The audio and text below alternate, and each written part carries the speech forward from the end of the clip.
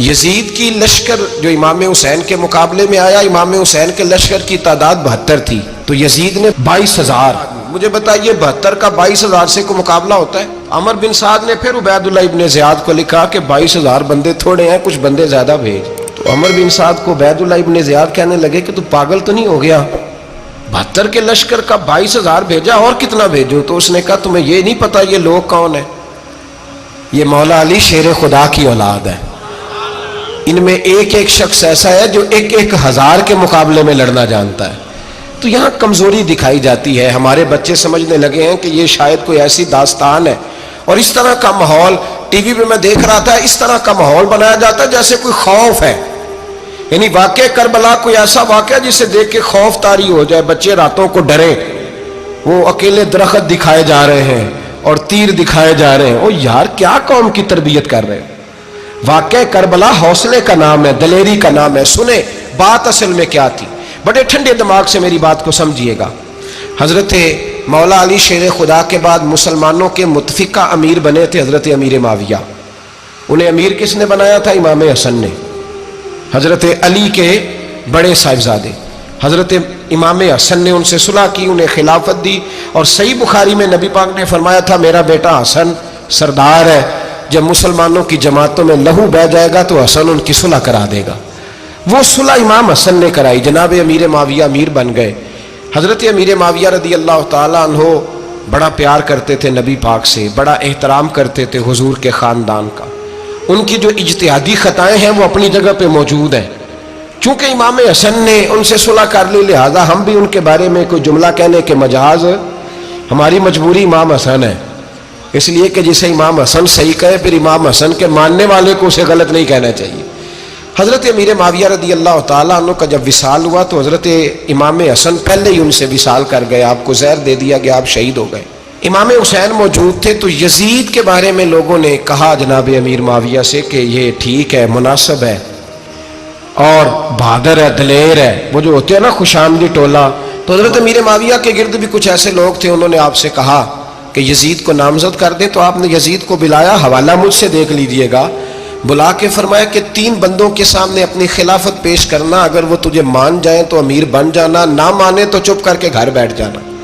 وہ 3 بندے کون ہیں؟ جناب عبداللہ ابن عباس، حضرت عبداللہ بن زبیر اور امام حسین رضی اللہ تعالیٰ عنہ. یہ وصیت فرمائی جناب امیر معاویہ.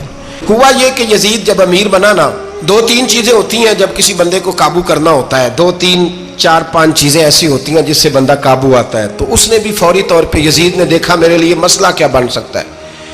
ولید بن عتبہ اس وقت مدینے کا گورنر تھا.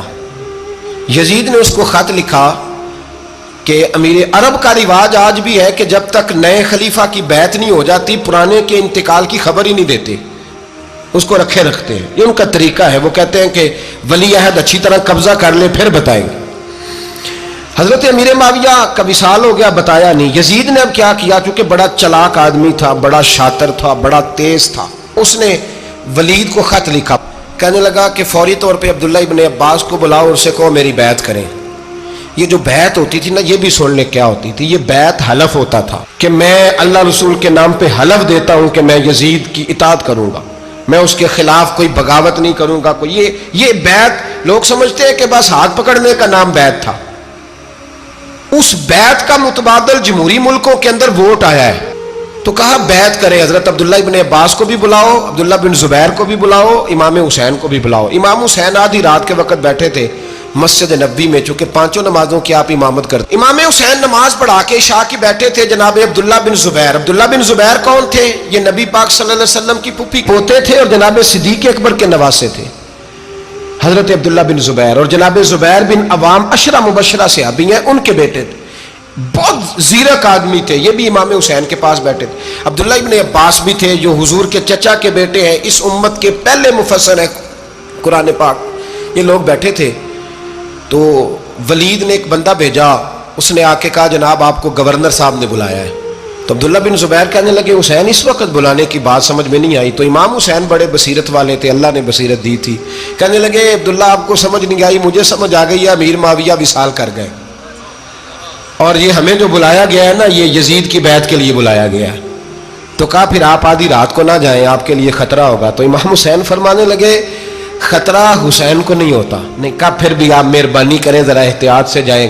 تو جناب عبداللہ ابن زبیر نے، عبداللہ ابن عباس نے 14 بندے نیزے دے کے، تلواریں دے کے امام حسین کے ساتھ بھیجے اور کہا کہ امام حسین اگر اس نے کوئی غلط ملت بات کی نا، زبردستی بیعت کرنے کا کہا، تو آپ بس کوئی ایک بات اونچی آواز میں کر دینا، یہ سپاہی پیچھے آ جائیں گے۔ امام حسین ان 14 بندوں کو لے کے گورنر ہاؤس پہنچ گئے۔ جب آپ وہاں پہنچے، اس نے بتایا، اس نے کہا جی حضرت امیر معاویہ انتقال کر گئے اور آپ نے یزید کی بیعت کرنی ہے۔ تو امام حسین فرمانے لگے میں چھپ کے بیعت نہیں کروں گا، مجمع لگاؤ، جمعے والے دن اعلان کرو، جو طریقہ ہے حضرت ابوبکر صدیق کا، جو طریقہ ہے حضرت عمر فاروق کا، جو انداز حضرت عثمان غنی کا ہے، جو مولا علی کا ہے، سر عام اعلان کرو، اگر ساری دنیا یزید کی بیعت کرے گی تو میں بھی تیار ہوں۔ تم مجھ سے بیعت لے کے پھر لوگوں کو بتانا چاہتے ہو کہ حسین بیعت ہو کر رہے ہیں تو تم کیوں نہیں کر رہے؟ میں عام آدمی نہیں ہوں، لہذا چھپ کے بیعت نہیں کرتا۔ جب یہ بات کی نا تو ولید بڑا نرم دل تھا اور امام حسین کی شان کو جانتا تھا، وہ جانتا تھا یہ نبی پاک کا خاندان ہے۔ اس نے کہا جی مجھے تو حکم تھا، باقی آپ حضور کے نواز ہیں، میں کر کچھ۔ وہاں ایک بڑا بدبخت شخص بیٹھا تھا، عبد الملک بن مروان، وہ ولید سے کہنے لگا کہ اگر حسین آج تمہارے ہاتھ سے نکل گئے تو تمہارے لیے بہت بڑا مسئلہ کھڑا ہو جائے، انہیں جانے نہ دینا، یا بیعت کراؤ یا ان سے کہو جنگ کے لیے تیار ہو۔ تو امام حسین رضی اللہ تعالیٰ عنہ کے کانوں میں آواز گئی تو فرمانے لگے ابن مرجانہ، اگر تیرے اندر جرت ہے تو آ سامنے حسین کے، اس کے کانوں میں باتیں نہ کر، کانا پھوسی نہ کر، باہر آ میدان میں، شرارت نہ کر، باہر آ، میں تمہیں ابھی بتاتا ہوں کہ حسین سے مقابلہ کرنے کا انجام کیا ہے۔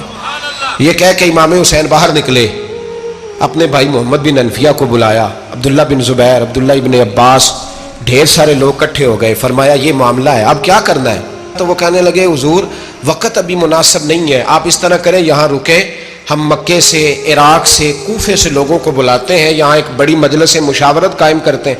امام حسین فرمانے لگے اگر تم مشاورت قائم کرو گے تو ولید اور عبد الملک بن مروان وہ تو جنگ کرنے کو تیار ہیں، اور نبی پاک نے فرمایا ایک مینڈا ہوگا جس کی وجہ سے مدینے کی گلیوں میں لہو بہے گا۔ فرمانے لگے میں وہ بکرا، وہ مینڈا نہیں بننا چاہتا۔ کہا پھر آپ کیا کریں گے؟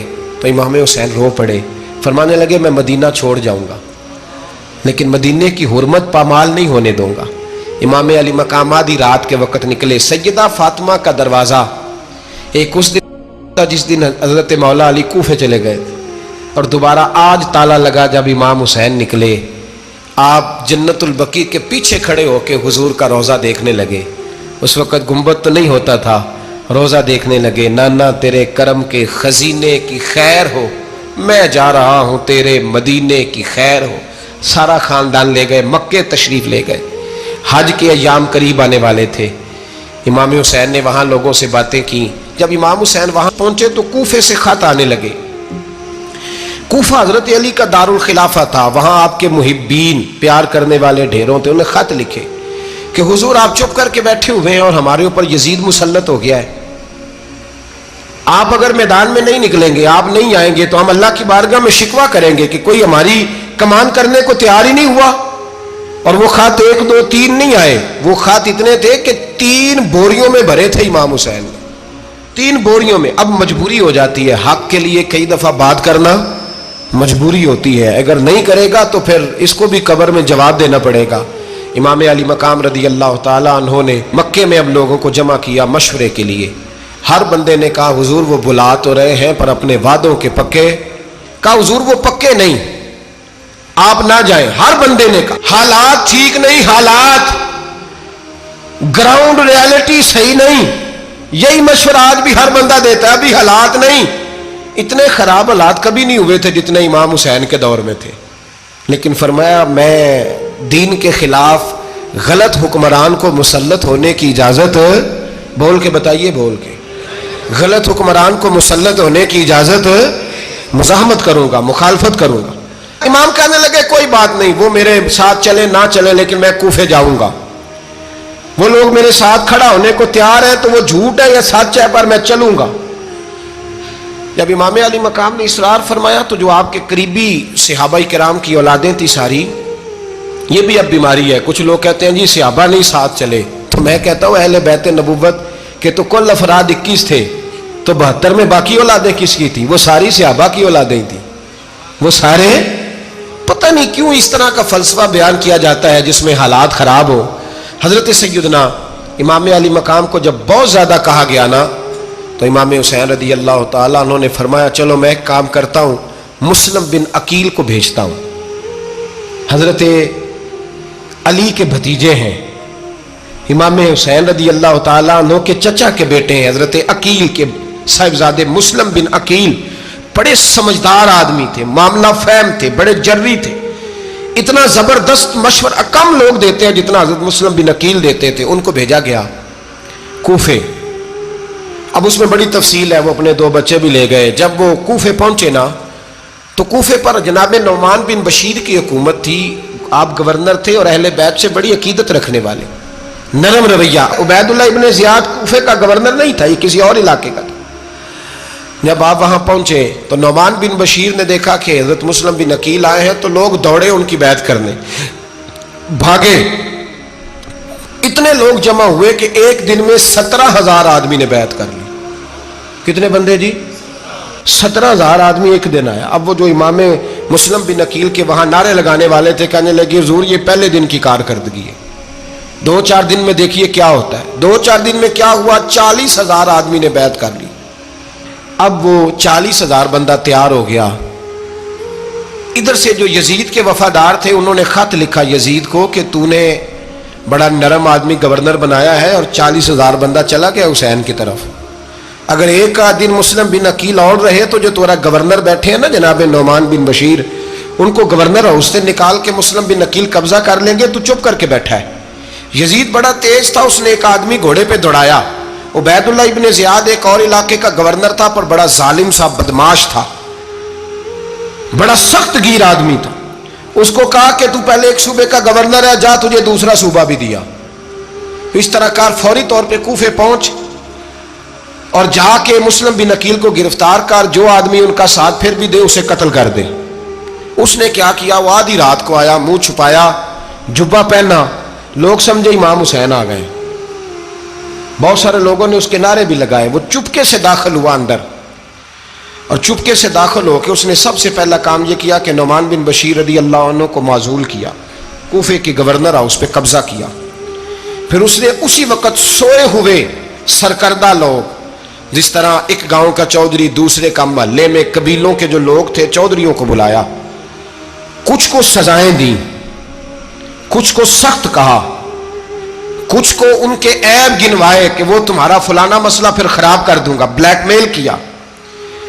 صبح ہونے تک حالات اگر تم نے میرے قابو میں نہ کیے تو یاد رکھنا بڑا مشکل ہوتا ہے حق پہ کھڑا ہونا، بڑی چیزیں لوگوں کو یاد آتی ہیں، اللہ جانتا ہے۔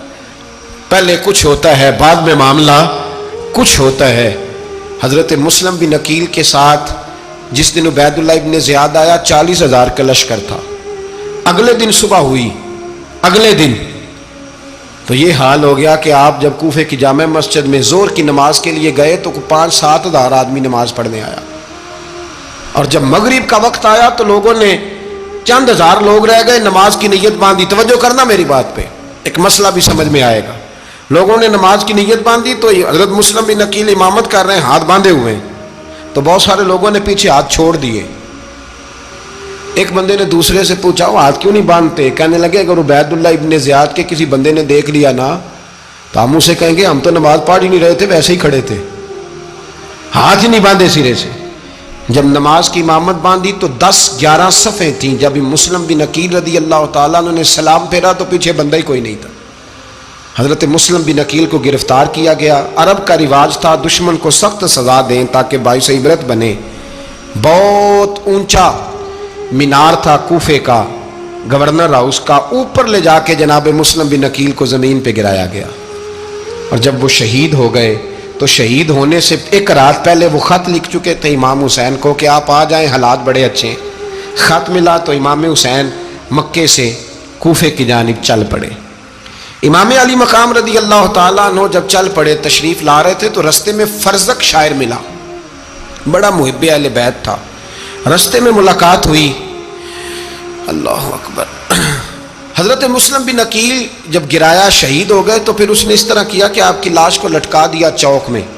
لوگ دیکھتے تھے تو عورتیں بچوں کو کہتی تھی تو نے باہر نہیں نکلنا, ہم نے نہیں امام حسین کے ساتھ چلنا, بس بڑا خوف ہے, کوئی بندہ نہ باہر نکلے, کوئی نہیں ضرورت ہمیں, حالات بہتر ہوگی تو دیکھی جائے گی. آج کتنے لوگ ہیں, کتنی دیگیں پکی, کتنی نیازیں بٹی, کیا کچھ ہوا. آپ ناراض نہ ہونا, میں آپ میں سے ہوں, آپ مجھ سے ہیں, یہ بات آپ کی نہیں میری سب کی ہے. آج بھی اگر امام حسین کے نام پہ جان دینے کی باری آئے گی تو دیگیں ہی رہ جائیں گی. ناراض تو نہیں ہو گئے آپ لوگ؟ فٹافٹ مائیں کہیں گی باہر نہیں جانا, بالکل پتر سانو کی لگے, سارا دن کوئی ہمارے لیے.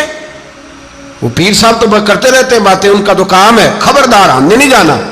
دیگیں دینے کو سارے تیار ہیں, جانے دینے کو تیار ہونا. ناراض ہو گئے آپ لوگ؟ چلو کوئی نہیں, ہو جاؤ, خیر صلی اللہ ہے, بات تو ٹھیک کر رہا ہوں نا. حضرت امام حسین رضی اللہ تعالیٰ عنہ نے فرزق شاہ رستے میں ملا تو امام حسین کو کہنے لگا کہاں جا رہے ہیں؟ فرمایا میں کوفے جا رہا ہوں. کہنے لگا حضور نہ جائیے گا, لوگوں کے دل آپ کے ساتھ ہیں, تلواریں آپ کے ساتھ نہیں. سیدنا امام حسین رضی اللہ تعالیٰ عنہ کو آ کے کہا حضور وہ سارے کوفے والے مانتے ہیں کہ بات حسین کی ٹھیک ہے لیکن آپ کی سپورٹ نہیں کریں گے. اور اگلی بات فرزق نے یہ کی کہ حضور میں حضرت مسلم بن عقیل کی لاش کو لٹکی ہوئی دیکھ کے آیا ہوں کوفے کے چوک میں. بڑا ہی خوبصورت فکرہ ہے امام حسین کا. فرمانے لگے میرا بھائی لٹکا ہوا تھا, کہیں کسی کے آگے جھکا تو نہیں تھا؟ لٹکا ہی تھا نا, کہیں جھکا تو نہیں کسی کے آگے؟ کہا حضور نہیں. تو آپ فرمانے لگے اگر مسلم بن عقیل لٹک گیا تو حسین بھی لٹک جائے گا, لیکن جھکے گا. حضرت امام حسین تشریف لائے, بچوں سمیت آئے. حر بن یزید ایک شخص تھا. حر بن یزید ایک مختصر سا لشکر لے کے اس نے امام حسین کو ایک جگہ پہ روکا, پھر دوسری جگہ پہ روکا, بالآخر تیسری جگہ پہ روکا. تو امام حسین نے فرمایا جگہ کون سی ہے؟ کہا حضور کرب و بلا. فرمایا بس یہی خیمے لگا دو, یہی. حضرت سیدہ زینب نے پوچھا امام حسین سے کہ سارے زمانے نے روکا ہے, ٹھیک ہے آپ حق پہ ہیں, یہ بھی سب نے کہا آپ حق پہ ہیں, پر روکا بھی سب نے, آپ روکے کیوں نہیں؟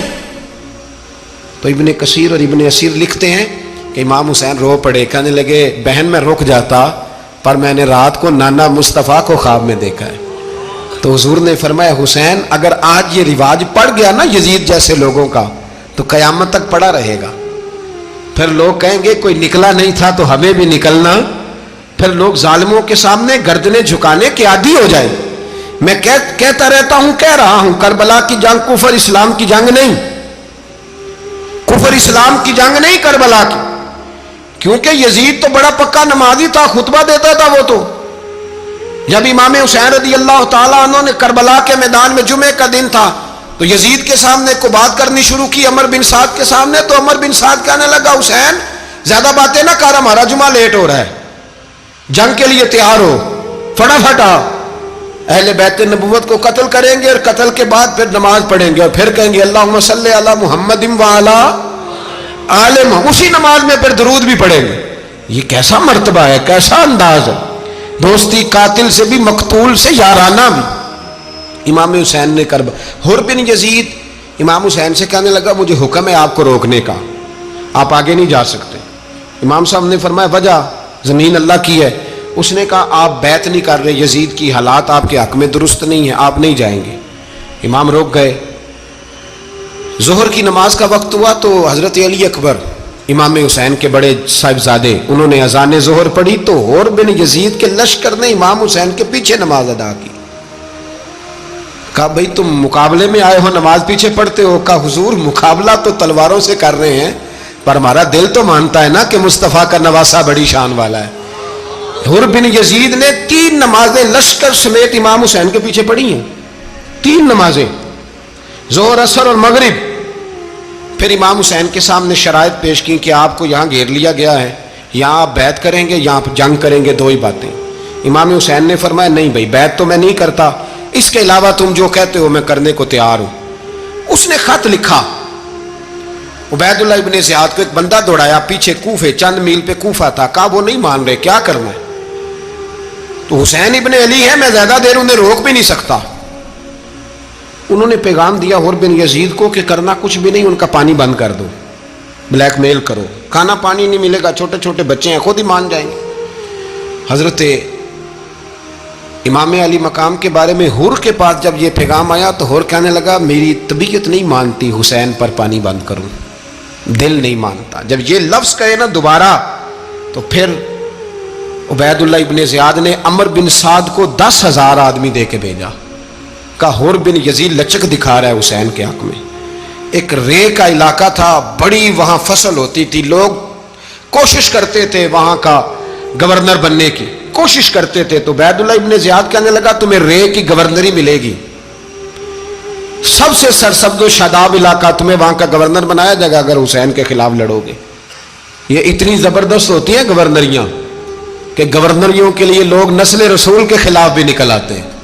ये इतनी तगड़ी होती हैं, इतनी जल्दी वफादारियां बदलती हैं। वक्त इतना नहीं कि मैं मजीद तफसील में जाऊं। इमाम हुसैन को रोक लिया गया, अमर बिन साद ने रोक लिया। यकम मुहर्रम को इमाम आए, 7 मुहर्रम तक रोका गया, 7 मुहर्रम को पानी बंद कर दिया। जानवर पानी पीते थे, घोड़े पीते थे, कुत्ते पीते थे, लेकिन मुस्तफ़ा के घराने को पानी पीने की इजाज़त 3 दिन तक पानी बंद रहा। 9 मुहर्रम को अमर बिन साद ने और लोग बुलाए। शिमर एक बड़ा सख्त आदमी था, संग दिल बदबख्त, जिसने हजरत अली असगर के गले पर तीर मारा था, वो और लश्कर लेके आया।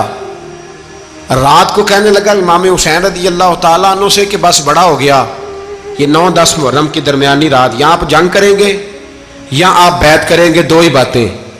इमाम हुसैन अंदर गए, सैयदा ज़ैनब से मशवरा किया, बाहर आए, फरमाया बात वही है जो पहले दिन वाली है। इमाम हुसैन रज़ी अल्लाह तआला अन्हु ने फरमाया भाई बैत तो मैं नहीं करता, बाकी जो तुम्हारा प्रोग्राम है। शिमर और इब्ने साद कहने लगे फिर जंग के लिए तैयार हो जाएं। क्या अंदाज है इमाम हुसैन का। फरमाने लगे कल जंग करूंगा, मुझे पता तो है जंग का नतीजा क्या निकलना है, एक रात मुझे दे दो ताकि मैं खुल के अपने रब की इबादत तो कर लूं। हुसैन ने जाना है, मुझे पता है कल रिजल्ट 72 और 22,000 का क्या एक रात मुझे दो, मैं मालिक से राज न्याज तो करूं। मैं गोया उससे पूछूं तो सही कि मालिक मेरे वालिद भी शहीद हैं, भाई भी शहीद हैं, नाना को भी दुखों में देखा है, तो अब मेरी बारी है, तो मालिक मैं हाजिर हूं, मुझे मौका तो दो, इसलिए कि मेरे नाना ने बदर में भी सारी रात इबादत की थी, सुबह मुझे मौका दो। और दुनिया का उसूल है जब कोई मौका मांगता है तो दिया जाता है। ये दोनों कहने लगे कोई मौका नहीं। हुर बिन यजीद पीछे से बोला, कहने लगा नहीं बदतमीजी ना करो, हुसैन को मौका दो, तुम्हें देना पड़ेगा। मौका दिया। हुर बिन यजीद ने फिर मिन्नत की, कहा हुजूर आप मेहरबानी करें मान जाएं। फरमाया मानने वाला खाता कोई नहीं, ये बड़ा मुश्किल काम है भाई। ज़मीर का सौदा अब तो आम हो गया, बाजार लगते हैं, रेट लगते हैं, अपनी अपनी चाहतों पे लोगों ने अपने अपने अंदाज सजाए हुए। कोई आदमी बस अच्छे तरीके से नाम ले ले तो बस हम उसके पीछे चल जाते। अब तो आम हो गया ये मामला। इमाम हुसैन ने फरमाया हो ही नहीं सकता, मुमकिन ही नहीं है।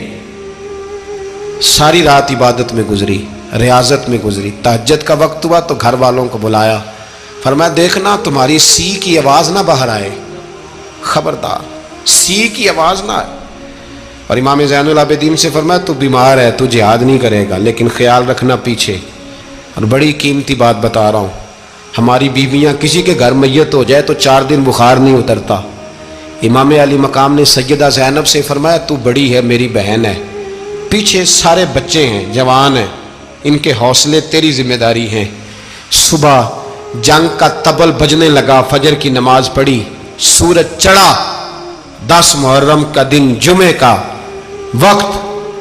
जनाब सैयदना इमाम हुसैन रज़ी अल्लाह ताला अन्हु ने रेत पर सजदे किए, लंबे सजदे, लंबी नमाज।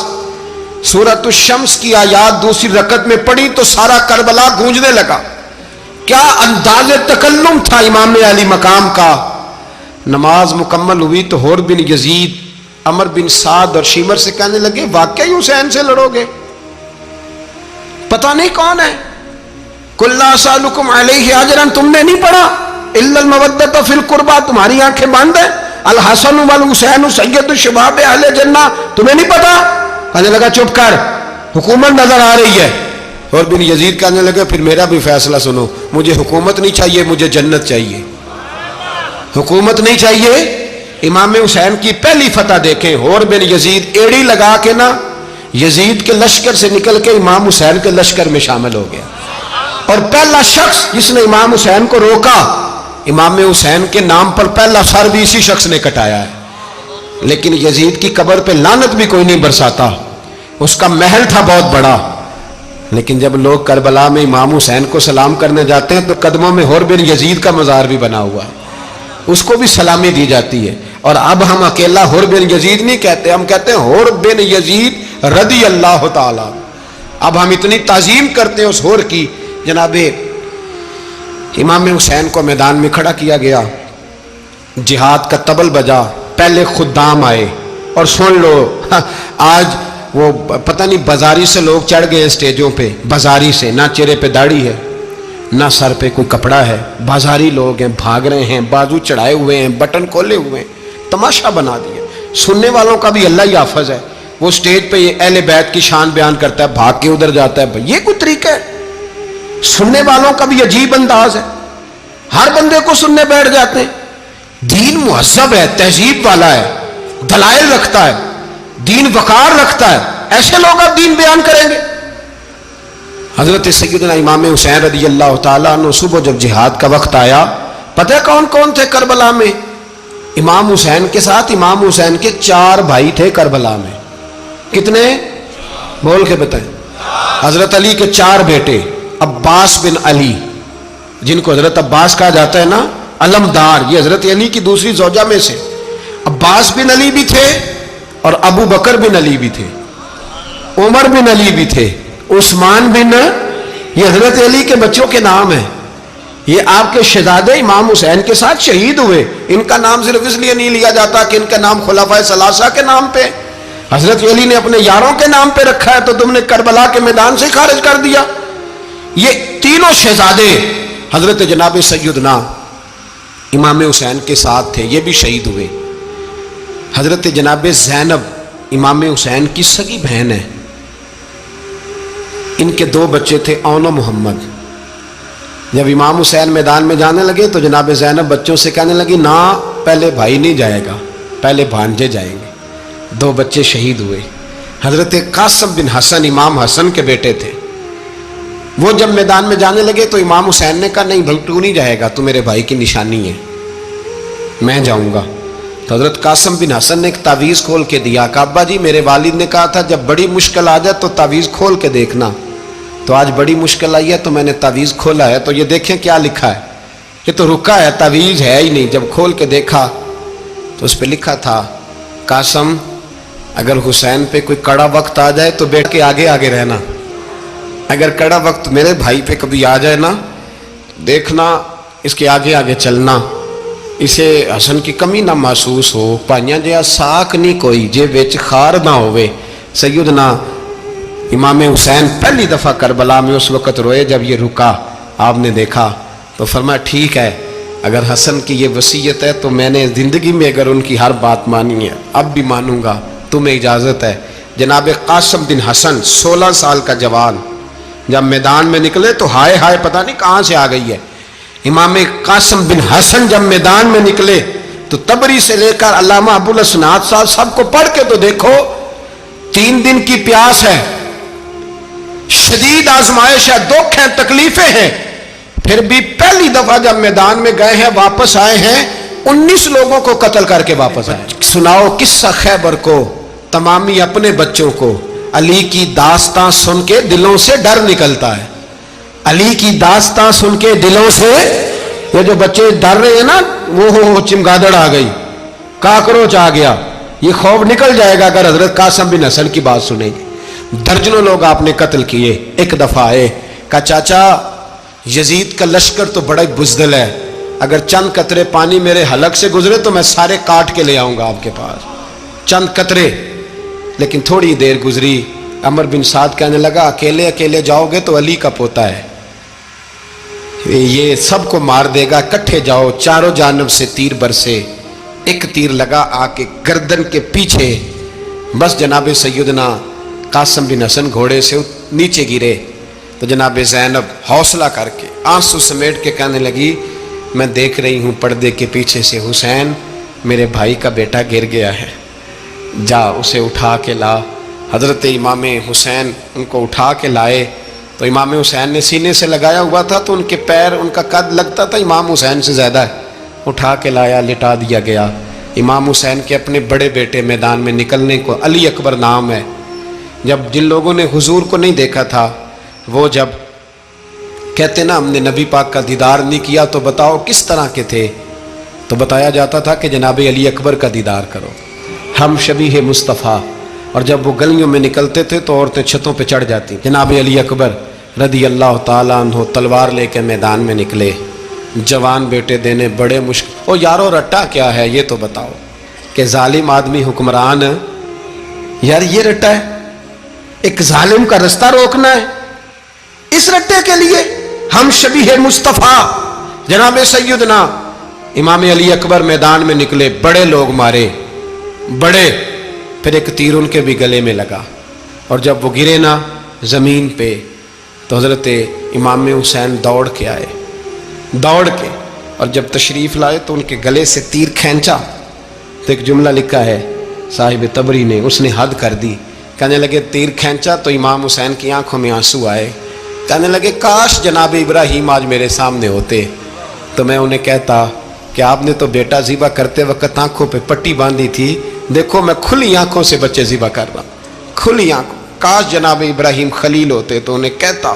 جناب علی اکبر بھی شہید ہوئے۔ حضرت علی اصغر کو تو اچانک اٹھایا تھا امام حسین، باہر نکلے تو گردن پہ تیر لگا تو 6 مہینے کا بچہ وہ بھی شہید ہوا، خون اچھالا آسمان کی طرف تو کہا مولا دیکھ لے میں نے 6 مہینے والا بھی نہیں بچایا، وہ بھی دے دیا ہے۔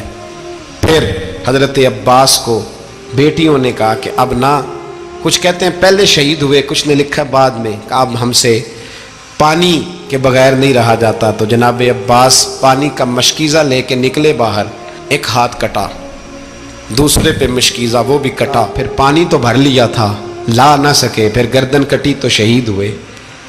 بچوں کی بھی شہادت ہوئی، پر جب ان کا لاشا اٹھایا تو امام حسین کہنے لگے مولا اب نہ حسین کی کمر کمزور ہو گئی ہے، اب کمزور ہو، اور بھائی ایک میت ہو جائے تو 4-5 دن تو پوری آنکھیں نہیں کھلتی، کیسا جری خاندان ہے۔ تھوڑی دیر گزری تو امام علی مقام نے پٹکا باندھا، سر پہ دستار باندھی، مولا علی کی تلوار پکڑی، نبی پاک کا امامہ باندھا اور گھوڑے پہ سوار ہوئے تو کہنے لگے زینب گھر تیرے حوالے اور میں اللہ کے حوالے، گھر تیرے حوالے اور میں، اور پھر امام حسین نکلے، امام علی مقام نکلے۔ راوی کہتے ہیں کہ یہ جلوہ پہلے بھی بڑے سونے تھے پر آج جو رنگ دیکھا وہ کبھی نہیں دیکھا، کیا انداز تھا، جدھر جاتے نعرہ لگاتے تو حد ہو جاتے، اتنے لوگ امام حسین نے کاٹے، اتنے کاٹے، پھر واپس پلٹ کے آئے اور کہنے لگے زینب ذرا پردے کے پیچھے سے دیکھ تو صحیح میری بہن، ان بزدلوں کو جرت ہی نہیں ہو رہی حسین کے مقابلے میں آنے، ایک دوسرے کو دھکا دیتے، تو جا تو جا، پھر اکٹھے وار ہوئے۔ یہ کون ہے کٹا ہوا، لباس ہے پھٹا ہوا، یہ بال یقین حسین ہے، نبی کا نور عین ہے۔ پھر چاروں جانب سے تیر برسے تو امام علی مقام چونکہ نماز کا وقت ہو گیا تھا، اترے گھوڑے سے، خون بہ رہا تھا، گرم ترین ریت سے تیمم کیا، سر سجدے میں رکھا، اور جب شمر آپ کی گردن کاٹنے لگا تو کہنے لگے ٹھہر جا ذرا رب سے ایک بات کر لینے دے، اور پھر بولے امام حسین، کہنے لگے مالک تو اب بتا کہ حسین سے راضی ہے کہ ناراض ہے، تو بتا۔ تو پھر ایک آواز آئی، یا ایتھا النفس مطمئنہ ارجعی الی ربک راضیۃ مرضیہ، فرمایا نفس مطمئنہ واپس آ جا، تو اللہ سے راضی ہے، اللہ تجھ سے راضی۔ امام حسین وہاں شہید ہو گئے۔ اب یہ قافلہ امام حسین کا سر کاٹ، ذرا دیکھنا غور کرنا، سر کاٹ کے نیزے پہ رکھا ہے، جسم کربلا میں پڑا ہے، عورتوں کو گھوڑوں پہ بٹھا کے لے جایا گیا یزید کے دربار میں۔ یزید پہلے عبید اللہ ابن زیاد نے بدتمیزی کی، پھر یزید نے کی۔ سعودی عرب کا ایک مولوی بول رہا تھا، سعودی عرب کا، ان سے بھی بڑا عشق ہے، جس نے تقریر سننی ہو میرے پاس ہے۔ ہمیں لوگ مشورے دیتے ہیں کہ جو یزید کو اچھا کہے اور حسین کو باغی کہے اس کو ہم امام مان لیں، اس بے شرم بے حیا کو جو نبی پاک کے گھرانے کے بارے میں بکے اسے امام۔ سعودی عرب میں مسجد نبی میں درس دینے والا جس نے تقریر سننی ہو میرے پاس ہے، وہ کہتا ہے یزید تو بڑا اچھا آدمی تھا، اس نے تو بڑی خدمت کی، تو میں نے اسے کہا رشتہ داری کر لیا یزید کے ساتھ، قریب ہو جا، شرم نہیں آتی؟ آج بھی نبی پاک کا دل دکھاتے ہو، حیا نہیں آتی، خیال نہیں آتا؟ اور لوگ گھر میں بیٹھ کے باتیں کرتے ہیں، کہتے ہیں جی جو بیت اللہ میں ہو وہ بھی برا ہو سکتا ہے۔ بیت اللہ میں تو 360 بت بھی تھے، وہ اچھے تھے۔ مدینے میں تو 360 منافق بھی رہے، پوری سورہ منافقون نازل ہوئی، وہ اچھے تھے۔ عجیب تماشا بنا دیا لوگوں نے مذہب کا۔ وہ آج بک رہا ہے، آج میرے پاس ویڈیو آئی ہے، کہتا ہے یزید نے تو بڑی خدمت، تو عبید اللہ ابن زیاد نے قتل کیا۔ بے شرمو، اگر عبید اللہ ابن زیاد نے بھی قتل کیا تھا تو حکومت کس کی تھی؟ بولیں، بول کے بتائیں۔ تو پھر یزید نے عبید اللہ ابن زیاد کو سزا کیوں نہیں دی، بلکہ ایک جگہ 2 گورنریاں دی اس کو؟ یہ حال کیا۔ بلکہ سنو، جو حدیث پاک میں آتا ہے وہ یہ ہے کہ یزید چھڑیاں مار رہا تھا، چھڑیاں امام حسین کے لبوں پہ۔ تو نعمان بن بشیر صحابی تھے، بول پڑے، کہنے لگے یزید بدبخت، ہاتھ پیچھے اٹھا، مجھے اللہ کی عزت کی قسم میں نے سینکڑوں بار نبی پاک کو ان ہونٹوں کو چومتے دیکھا ہے۔ حضرت جناب زینب عورتوں کے مجمع میں پیچھے ہو کے بیٹھی ہیں، یزید کے پاس جب پہنچا لشکر تو یزید کہنے لگا دیکھو اللہ نے مجھے عزت دی اور میرے مخالفوں کا کیا حال ہوا۔ تو بی بی زینب بول پڑی، اتنے صدمے سہے پر آواز توانا ہے، جاندار ہے۔ حضرت سیدہ زینب نے جب سنا نا کہ یہ کہہ رہا ہے کہ مجھے اللہ نے عزت دی، تو جناب زینب بولی، نعمان بن بشیر کہتے ہیں بی بی بولی، اتنے صدمے ہیں پر جناب زینب بولی اللہ اکبر، اس انداز میں بولی کہ پہلے قرآن مجید کی آیت پڑھی، کہنے لگی وَتُعِزُّ مَن تَشَاءُ وَتُذِلُّ مَن تَشَاءُ بِيَدِكَ الْخَيْرُ إِنَّكَ عَلَىٰ كُلِّ شَيْءٍ قَدِيرٌ۔ اور پھر کہنے لگی یزید تو بکتا ہے، کہتا ہے کہ تو عزت والا ہو گیا، یہ تیری حکومت ہے، 4 دن گزرنے دے، تجھ پہ کوئی لعنت بھی نہیں برسائے گا، اور میرے بھائی کا قیامت تک ممبروں میں اور خطبوں میں ذکر ہوا کرے گا، وقت گزرنے دے۔ جب جناب بی بی زینب بول رہی تھی تو حضور کے ایک نابینا صحابی پاس بیٹھے تھے، جناب نعمان بن بشیر کا ہاتھ ہلایا، ہلا کے کہنے لگے کیا علی آ گئے؟ تو علی کی آواز لگتی ہے، جبریل امی بول رہے ہوں جیسے، حکمت کے گوہر رول رہے ہوں جیسے، دربار دمشق میں بی بی زینب کا خطاب، منبر پہ علی بول رہے ہوں جیسے۔ میرے بھائی بس کربلا والا قافلہ تو مدینے پہنچ گیا، 3 سال یزید نے حکومت کی، شرابیں عام ہو گئیں، مکے پہ حملہ ہوا، خانہ کعبہ کا غلاف جلا، مدینے پہ اس نے حملہ کیا، 3 دن مسجد نبوی میں اس نے گھوڑے باندھے، مسجد نبوی میں صحابہ کو نکال کے اپنا اس نے امام مقرر کیا، لیکن پھر امت نے اسے قبول نہ کیا، پھر وہ رسوا ہوا اور آج تک وہ رسوا ہے۔ لیکن امام حسین کا نام کل بھی زندہ تھا اور آج بھی